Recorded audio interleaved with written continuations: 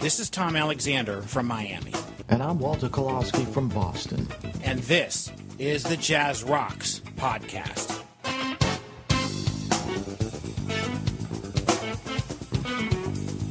Tom Alexander is a keyboardist, composer, veteran broadcaster, voice actor, and screenwriter. The first half of his life was spent working in his family's single-screen movie theaters in Pennsylvania, where his love for music and movies was born. He's produced 3 albums, and his solo keyboard album called Overbrook Avenue will be out soon.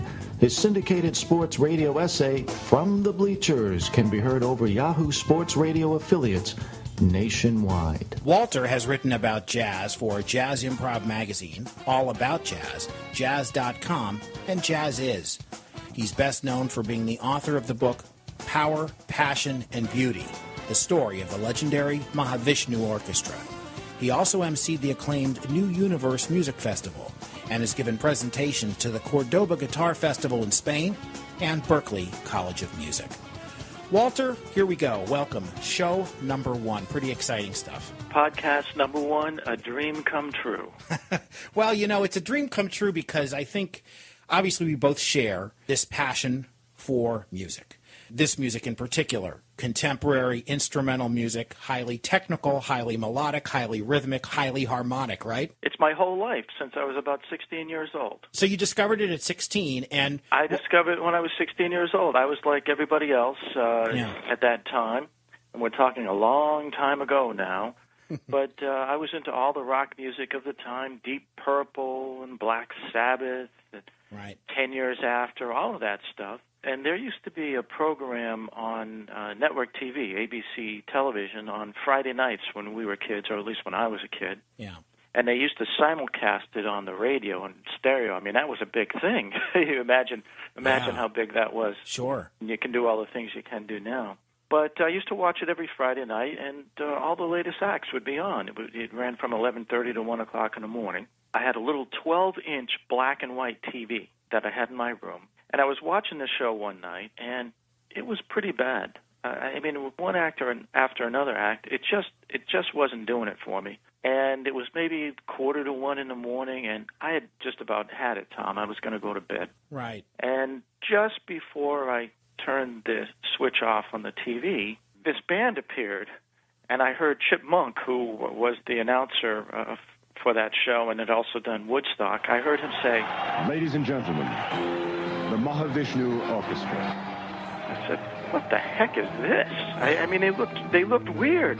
They're all dressed in white. One of them had short hair. There was a violin. The bass player, you could see through the bass. And the drummer, I start watching it. The drummer is, the speed must be wrong, Tom. I mean, it's going. And then it's like I'm listening to it. I go, this is unlike anything I've ever heard in my life. Yeah. And I'm listening, I'm going, oh, my God, I'm mesmerized. And it goes on, and I would say it took maybe 1 or 2 minutes before it started punching me around the room and throwing me about the floor. Yeah. I said, my God, I started getting nervous. And I watched it, and it finished, and I was stunned.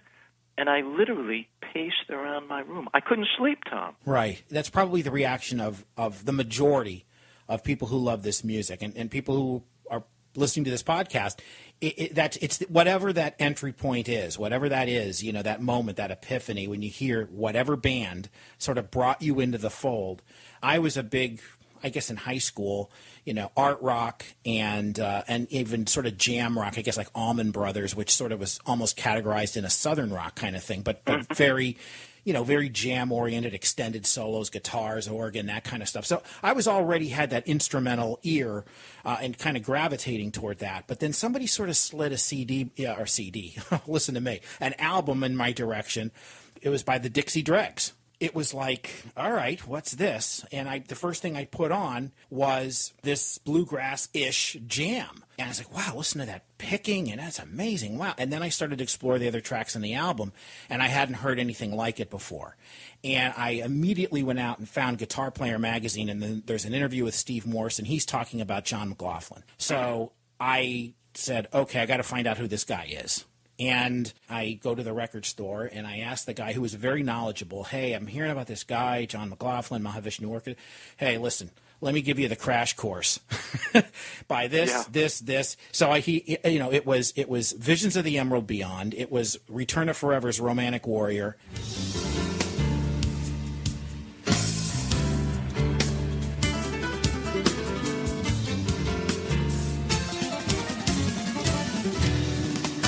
Al Di Meola's Casino album. That was and Stanley Clark's School Days album. So I just grabbed them. They were in the bargain bin, took them home, started to play them, and my life changed forever. That was it. It's like, well, and I was a musician already, but I was sort of just a, high school blues rock guy. Like for all of us, whether you're a musician or just an avid fan, you really can't go back after that. That's sort of, okay, this is it. This is the new standard. Well, in fact, I literally gave away all my rock records within the next month. I'm not kidding you. No I kidding. gave them away. I had found what I wanted to listen to from that point on. And right. One of the things I did, and I find this is very, very common among jazz rock fusion fans, is that we were interested in trying to understand where this new amalgam came from. Yeah. And so you would go backwards. And the next day I went out and I found Birds of Fire, which was the second Mahavishnu album. Right. I found it at the local department store, which you can never do today. Right. And put that on, and then soon realized that wasn't even the first album. So I went back and got Intermounting Flame from Mahavishnu, and then earlier McLaughlin. Then I discovered Miles Davis, then John Coltrane, then Dizzy Gillespie, and everything. Sure. I went back, and Yeah.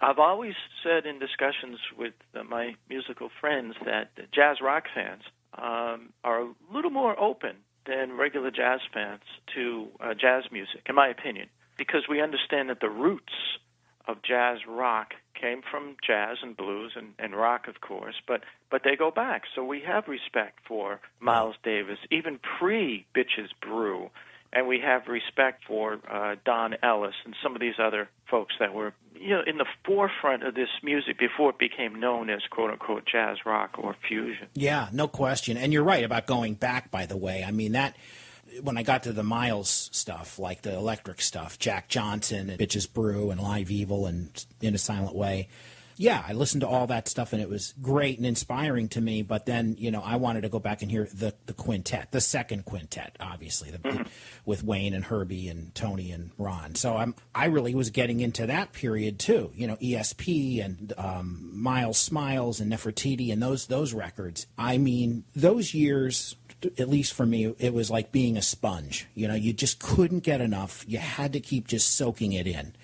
I'd go to used record stores and buy a variety of things, whatever I can get my hands on. And no internet in those days, so you had to kind of rely on old downbeat issues or something like that and kind of learn about this stuff. And you'd read the old interviews, which I did. When I was in college, they had a whole section of Downbeat magazine that dated back to the late 60s, right through the 70s, which was a treasure trove for me, because I'd go back and read these old interviews with Chick Corea from 1974, Joe Zawinul from 1976, and I'm like just soaking up every word. And well, Tom, this is an amazing coincidence, because I also did something very similar. I visited Washington, D.C., not with the express purpose of doing this, but one day I found myself in the bowels of the Library of Congress looking at microfiche and microfilm of all the old Downbeat magazines, just like you did. And I read as much as I could.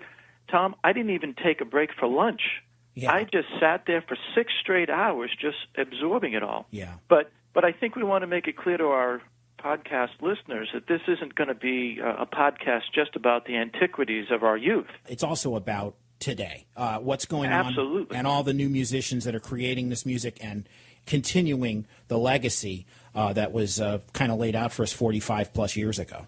So one of our podcast features, in each podcast, we're going to have a then and now section where we play a classic of our own choice, talk about its importance, and we'll talk about that music. And then, just to augment our discussion and to make it clear that this music is still very much alive today and produced by wonderful musicians, we'll play a contemporary piece and we'll try to tell a story about it or its importance or where it came from. And so our podcast is going to have conversations, but we're also going to focus on playing a lot of music. We certainly will, and we'll also have some pretty fun interviews as well with some of the people who created this music, and today is no exception. Our inaugural show will have a very, very dynamic figure from this music, and I'm going to let you tell the listeners who that person is. Well, our first interview subject is Rick Laird, bassist of the legendary Mahavishnu Orchestra. And this is a very rare interview, and he has been kind enough to give an interview. And we're going to talk about a little bit about his past, but we're going to talk about fusion music and that band's placement at Mahavishnu and what the scene was like. I think people will enjoy the interview. He's Walter Kolaski. I'm Tom Alexander. Rick Laird joins us next on the Jazz Rocks podcast. Stay tuned, everybody. Hi, this is Gary Husband, and you're listening to the Jazz Rocks podcast with Tom Alexander and Walter Kolaski.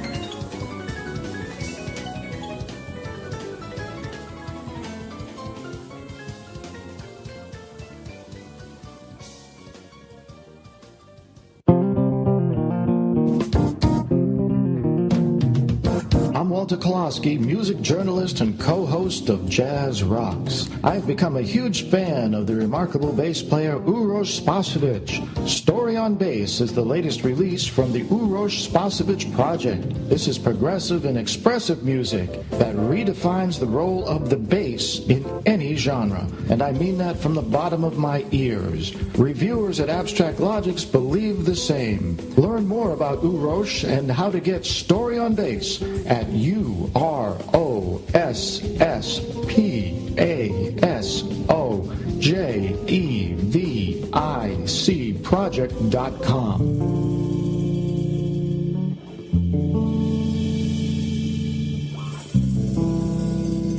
UROSPASOVICproject.com.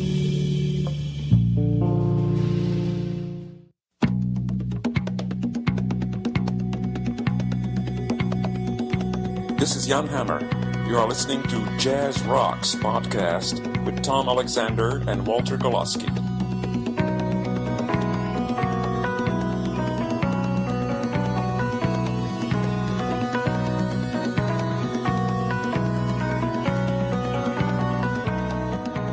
We're back on Jazz Rocks. Along with Walter Kolaski, I'm Tom Alexander. We're very excited to have our very first guest on the show, on the podcast, and I'm going to turn it over to my partner, my esteemed colleague, to make the introduction. Thanks, Tom. As bassist for the legendary Mahavishnu Orchestra, it was Rick Laird's job to make sure that collection of explosive virtuosos kept its eye on the prize. As Rick has said in the past, somebody had to do the counting. Rick was well prepared for that task. After all, before Mahavishnu, Rick had played with such giants as Wes Montgomery, Sonny Rollins, Brian Auger, Victor Feldman, Rahsaan Roland Kirk, Ben Webster, Freddie Hubbard, Stan Getz, Buddy Rich. You name them, he played with them. Jazz Rocks is pleased that Rick Laird has agreed to get on the phone and spend a few minutes with us. Hi, Rick. Hey, Walter. Tom, how are you? Doing great. We're so happy you're here. Thank you. The early history of Rick Laird we're going to go through very quickly. You were sort of a self-taught bassist. You went from Ireland to Australia. You ended up in London in the 60s, and you were house bassist at Ronnie Scott's in London. And at that time, Rick, you were virtually right in the middle of the European jazz scene. But when the American jazz stars would come to town, you had to learn their repertoire. You had to learn their music. How difficult was that, and how did that prepare you for the music that was yet to come? Well, it was a fantastic experience. I joined the house band in September of '64 and stayed there until January '66 when I left for Boston to go to Berkeley. And it was basically, the job was basically each month there would be a new American to play with. There was essentially no preparation. They just showed up on Monday, and you rehearsed Monday afternoon, and that was it. Most of them had no music in terms of written arrangements, you know. Some people had a list of pieces they wanted to play, go over some of them, and some didn't do anything. Sonny Rollins, for example, had no idea what he wanted to do. He just showed up on the bandstand and did Sonny Rollins. Did you listen to these guys' records before they came to town? You knew they were coming? Oh, yes. I knew all. I was a big, avid jazz listener, yes. I listened to everybody. I knew, like, for example, Freddie Hubbard's repertoire at that time, because he just finished playing with Art Blakey's Jazz Messengers, so I kind of knew what he was up to, you know. Victor Feldman had very specific arrangements. There's a couple on YouTube you can actually hear with that particular trio, with myself and Ronnie Stevenson on drums. But it was a great experience. I mean, I wouldn't say I had a lot of preparation for it. I was often scared out of my mind, you know. Slightly intimidating when Sonny Rollins walks on stage, like, oops, what do I do now? This is your education, though. This is... it was a fabulous education. Yes, it was fabulous. Great education. I feel very lucky that period happened. And really, the only reason I left there, because things were still going pretty strong in January '66. The last person I played with was Yusef Lateef, and a wonderful musician who's since passed on. But my desire to go to Berkeley was because I was not a good reader of music. I could read chord symbols. I had a very good ear because I spent an awful lot of time listening to bass players, listening to jazz. So I kind of picked up a lot of stuff, but technically I wouldn't say educated. So that's why I went to Boston. But you wanted to become a jazzer, if I remember the terminology you used. Yes, I was already a jazzer. I mean, I hadn't yet played Fender bass, electric bass. You know, I was strictly acoustic bass, had been pretty much all along. You know, my heroes were Ray Brown and Paul Chambers from Miles Davis's band, Scott LaFaro, a bass player with Bill Evans. Those were the inspirations for me that I aspired to play like. Our guest joining us is Rick Laird, of course, the famed bassist from the Mahavishnu Orchestra and many other musical projects. Rick, you say you came to America, you went to Berkeley, it helped improve your reading, and you were able to kind of focus in on that a little bit more and expand your musical education. And you got to see Miles Davis, I guess, in those days around Boston. That had to be sort of ear-opening and eye-opening. Yes, it was terrific. I had a job. There was a club on Boylston Street called Paul's Mall, and it was actually linked to the jazz workshop. You could just walk backstage from one to the other. So I think I probably saw Miles, at least 3 times live.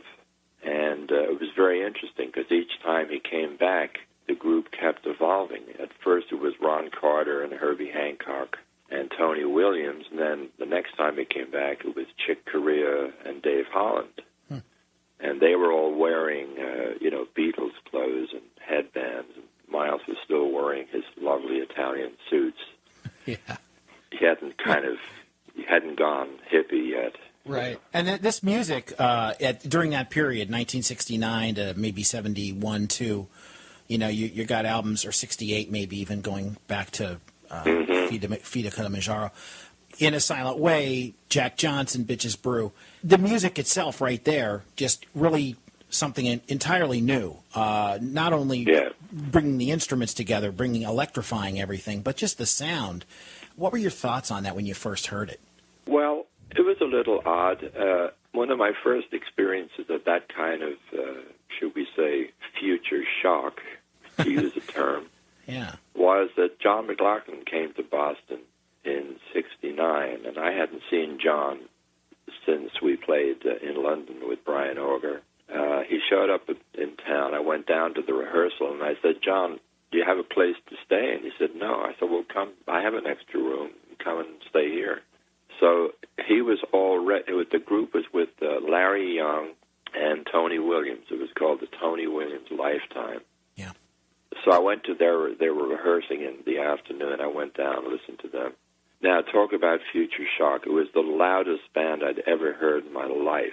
I mean, it was absolutely, I don't know how the room even stayed standing. It was that loud. Had you known Tony before that, by the way? No, I'd never met Tony before that, no. or Larry. This was Tony's group, and John had come to America. I think during that period he did A Silent Way with Miles in New York. So that was kind of the first taste of that. You know, they were playing sort of quasi-Mahavishnu type of music, you know, time signatures and extremely fast, loud things, you know. Pre-Mahavishnu. Pre-Mahavishnu, yeah. But that's where John got his, you know, his inspiration, and of course he loved Tony Williams. What type of music were you playing around Boston then, Rick? I had a 6-night-a-week trio gig at a place called the Commodore Hotel. There was a bar down the basement. I'd had that gig for over a year with a wonderful New Zealand pianist named Alan Broadbent. Yes. Who's since become quite very well known as an arranger, conductor, as well as a fabulous piano player, who I found out lives in Nyack. I just found this out about a month ago. Near where you live? Yeah, he lives 20 minutes away, so I've been in touch. We're going to meet soon and have a catch-up. I haven't seen him for 47 years. Oh, that's fantastic. Oh, great. Yeah, but he's... we had this trio gig. The guitar player there was Mick Goodrick, another Boston musician. So that's what I was doing there. I had played quite a lot of gigs at the Jazz Workshop in Boston with Zoot Sims, Kay Winding, Mel Torme, interesting range of people. And then you ended up playing with Buddy Rich. Yes, well, I left Boston in September '69 with the idea of heading to Los Angeles. I had played a lot of Fender bass. In fact, most of the time in that gig in Boston, I had switched to electric bass, and I made it fretless right away. I took the frets off, figured that's closer to an actual bass. So then I went to L.A., and no sooner had I arrived in L.A. when I got a call from one of the guys in Buddy's band that I'd known in Berkeley, and he said, "Oh, do you want the gig? The bass player's leaving next week." And much against my better judgment, I decided, well, what the hell, you know, give it a shot. And the rest, as they say, is history. I spent about a year on and off that band. 4 or 5 times fired, perhaps, right? I got fired. I left 3 times. Actually, you could say I left and was fired. Okay. You're alive and well. That's a good thing. You did survive that. I did survive that, yes. Well, you know, I've been listening to Buddy recently on some Facebook posts, and, you know, he was an absolutely amazing drummer. No question about that. Yeah. You know, Now, Buddy drew some big crowds. Oh, yeah. But you were a jazz player, and when Mahavishnu started hitting it big, they drew bigger crowds than Buddy Rich did. My question would be, as somebody that was used to just playing jazz, and I mean that in the sense of in the jazz world, and all of a sudden being part of the popular music scene, were you prepared for that, or how did it hit you? How did you feel at the time when this adulation came pouring out from audiences? Well, I wouldn't say the first year with the band there was much adulation. In fact, we got booed quite a lot. You know, because we'd be the opening band for some name group. I can't remember offhand, but they were famous rock bands. You know. Yeah. Was it Hot Tuna? Was it Hot Tuna by chance? I think it might have been Hot Tuna. Yeah. That ilk of band, yes. Yeah. And we'd open in these, like, for example, out at a university campus on Long Island. I think Stony Brook was one of the gigs. And no one had ever heard of us. You know, we were completely unknown. You know, these guys come out dressed in sort of quasi-Indian clothes and play the loudest shit they'd ever heard in their life. And people would be booing, say, you know, blah, blah, blah, you know. They wanted the band that they paid to see, you know. So there wasn't a whole lot of adulation at first. It wasn't maybe till the second year, you know, after our album had sold a bit and gotten good reviews at the Intermounting Flame. And we had done a lot of touring. I mean, this was a busy, busy band. We were on the road all the time. We were on the road. Did you have the sense when you were doing it how important or influential it was, or was it virtually another gig? Oh, no, I know it wasn't another gig. No, I knew this was definitely a one-shot. I had no idea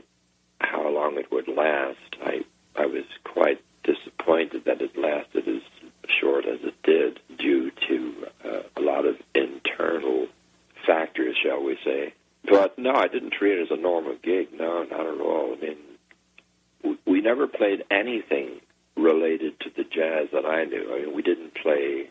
I don't think we played anything in 4/4 other than maybe those Lotus and Irish Stream and some of those slow things that John played. No, pretty much everything was a time signature as far as I can remember. Yeah. And I never did any kind of walking bass line. It was always, running for your life bass line. Yes, running as fast as I could. Yes, trying to keep up with Billy Cobham. Yeah. Yeah. Well, good luck with that. Our guest, of course, is Rick Laird, bassist for Mahavishnu Orchestra from way back when, and of course, many other great musical projects. And you did compose a piece for the Mahavishnu Orchestra, and it's called Stepping's Tones.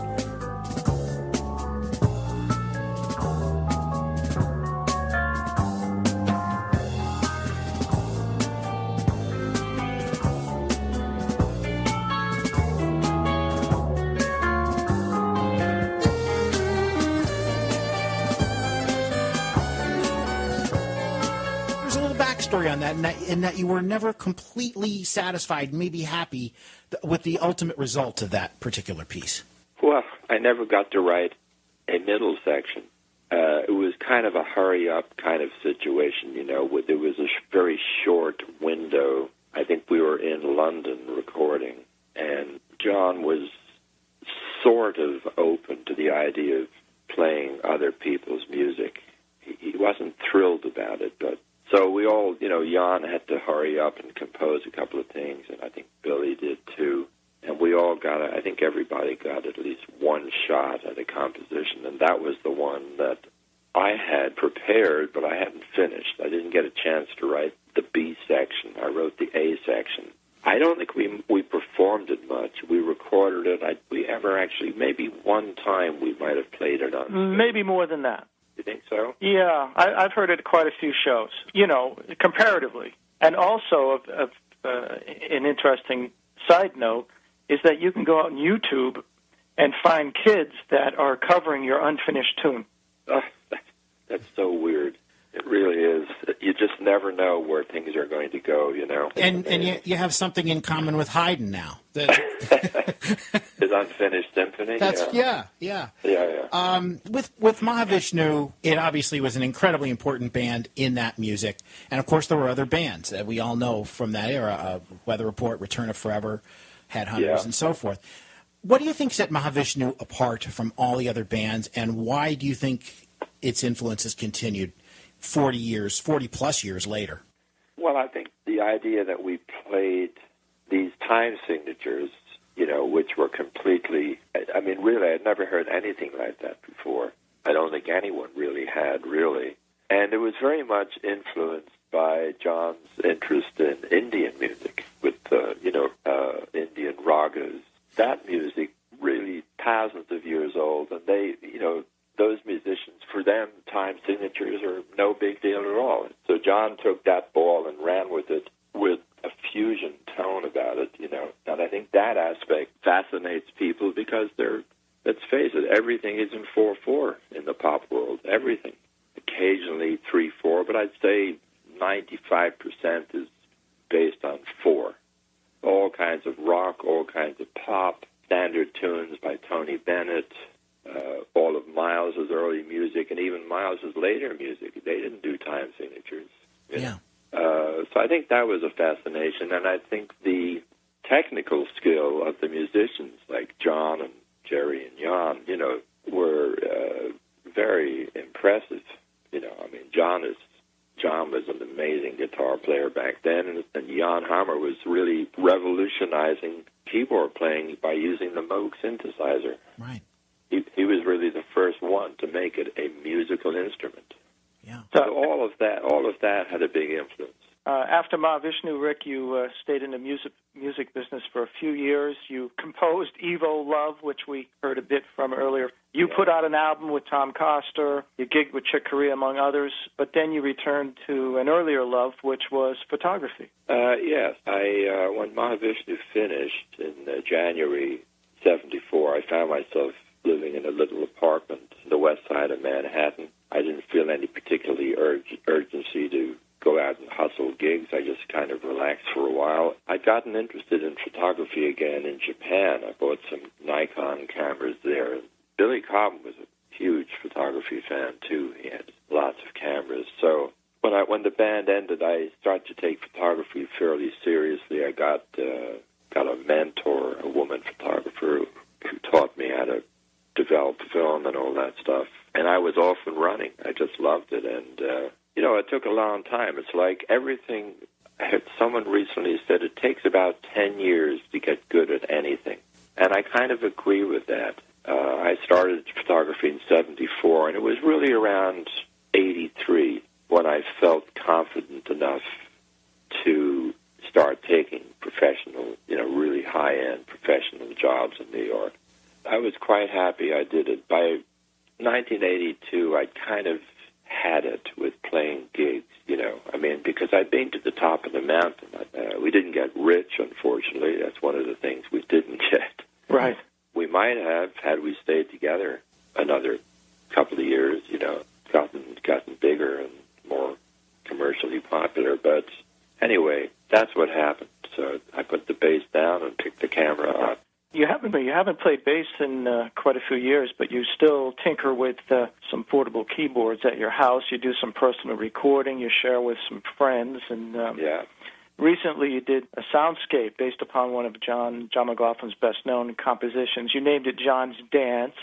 Mm-hmm. I sent it to John Rick, and he loved it. So we will play it out to end this interview. And Tom and I really want to thank you so much for being our very first guest on the Jazz Rocks podcast. Well, it's my pleasure, and I wish you the best of luck with this enterprise. I hope to hear many more interviews. We hope to do plenty more, and thanks again, Rick. We really appreciate it. For Rick Laird and Walter Kolosky, I'm Tom Alexander. We'll go out and listen to a little of John's Dance, and we'll be back in just a moment.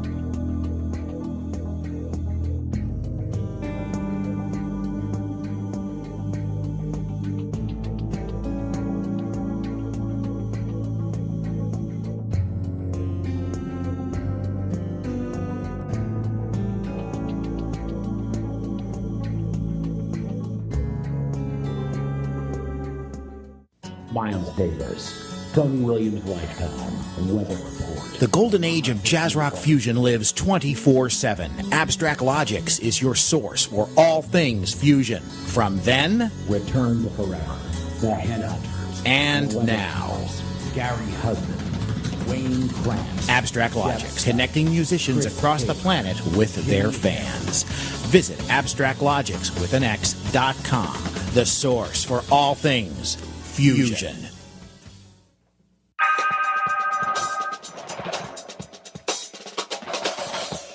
Hello, this is John Etheridge from London, and you're listening to the Jazz Rocks podcast with Tom Alexander and Walter Kolosky. So sit back and enjoy some really great jazz rock.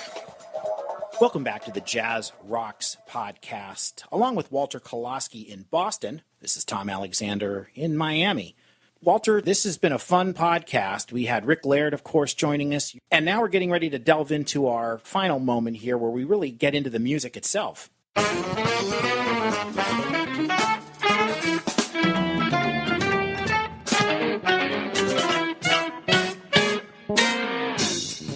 Welcome to Then and Now. Tom and I listen and discuss a fusion classic from the past, and then we explore contemporary sounds, illustrating why jazz rock is as vital today as it's always been.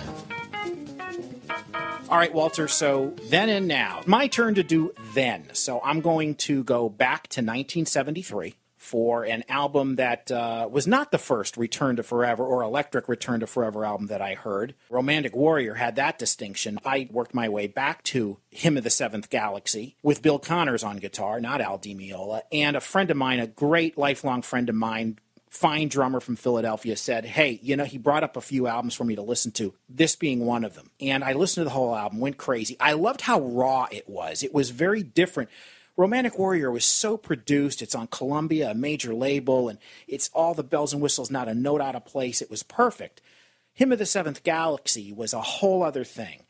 Real raw, super energy, and just had that sort of almost live sound to it. It was a real different approach from what Return of Forever would later do. This album, and this song in particular, is the one that sort of caught me and said, here's how you play electric piano. It's not a Chick Corea tune. All the songs on the album are by Chick Corea except for one, After the Cosmic Rain, which was written by Stanley Clarke. And Chick's solo on electric piano, where he just bends the notes into oblivion, I hear it and I just didn't think electric piano, that could be achieved on electric piano. It remains to me just a gold standard for an electric piano solo in this genre. I'm not going to even talk about it anymore. Let's hear it from 1973's Hymn of the Seventh Galaxy, After the Cosmic Rain.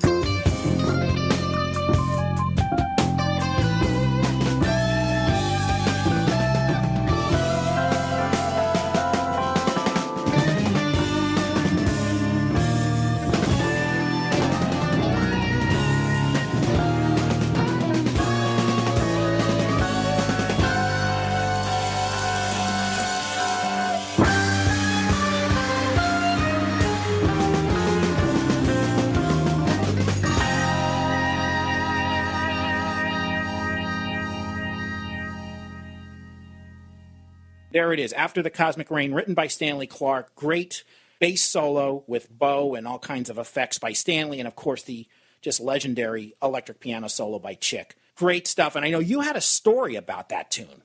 Lenny White on drums, too, by Lenny, the way. of course, and Bill Connors on guitar, right. I remember hearing this, and, just before you played the tune, you had talked about how it was more raw than the later Return to Forever albums. Yeah.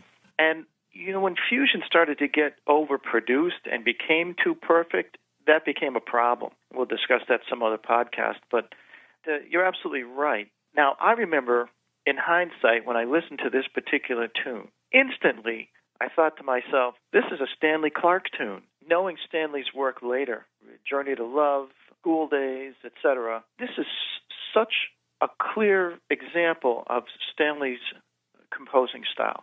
I knew right away that this was a Stanley tune and not a Chick Corea tune. There's something about exploration that takes place, and even the interplay between some of the other musicians, and of course Stanley's fuzz bass there. But to me, his writing is so distinctive from Chick's that I could immediately pick it right out. Yeah, he definitely has his own voice, no question about it, and that of course evolved over the years. And by the time School Days came out, I mean, he clearly was. You absolutely knew it was Stanley. I think he's more into hooks. Yeah. Than Chick is. Yeah, I think you're right. He has more hooks. Mm-hmm. To an extent, he even changes the themes more often. There's something about it that, to me, that you even hear when you play with Jeff Beck or John McLaughlin, and a piece here or there later. Yeah. And for me, that's what sets Cosmic Rain apart from the other Return to Forever pieces. That was our then in the Then and Now segment. It's time for Now. Walter, it's your turn. It is, and I'm excited about this.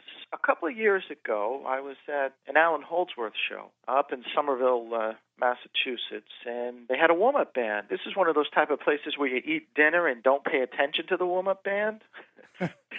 When they come on, as a general rule. Yeah. And I had my friend there, and I was talking to him a little bit. Of course, I respect all musicians, and I was eating and listening. And the warm-up band came up, and after a few minutes, I said, damn, this band is great. They're unbelievable. And didn't think anything of it after that. A couple of years later, I hear this new CD that's sent to me by Leo at Moon June Records, and it's this artist named Boleto. I put the CD on, and I said, my God, this is cooking stuff. This stuff is just tremendous fusion music. And so what we're going to play now is, an example of the fusion scene today, which is strong and healthy, artistically, maybe not commercially, but we're here to try to help change that. And this tune is called Mechanism, and it's from the Boleto album, Dreamland Mechanism.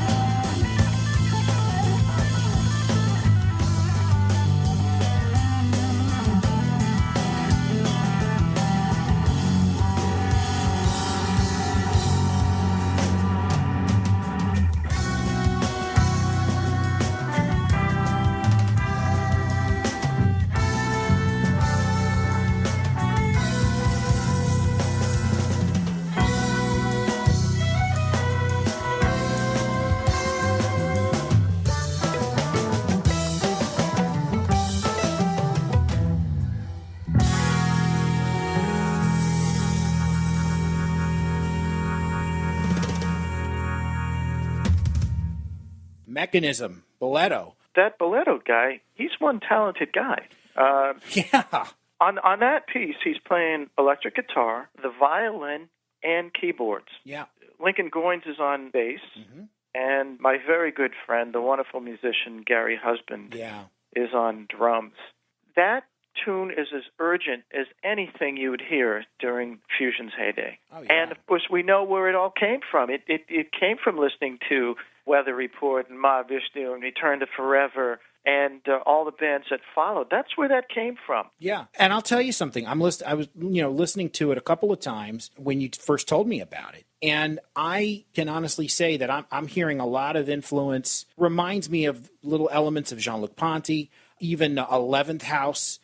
In a couple of moments there, and of course the guitar playing, the approach obviously is inspired by Alan Holdsworth, but yet it's got its own original sound. But man, that is really cooking, and a great choice today, by the way. Thank you very much. And the next podcast, it'll be your turn to pick something from the now. This has been a blast, Walter, and I'm looking forward to doing the next one. We're going to do these once a month and see how it goes, and if it takes off, we'll certainly be open to increasing the output of the Jazz Rocks podcast. Until next time, I'm Walter Kolosky from Boston. I'm Tom Alexander from Miami. Thanks for listening, everybody.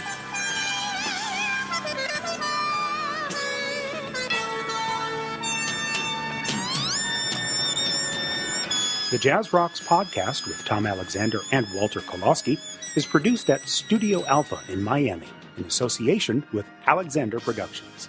If you'd like to advertise on the Jazz Rocks podcast, send a note to info@alexanderproductions.com.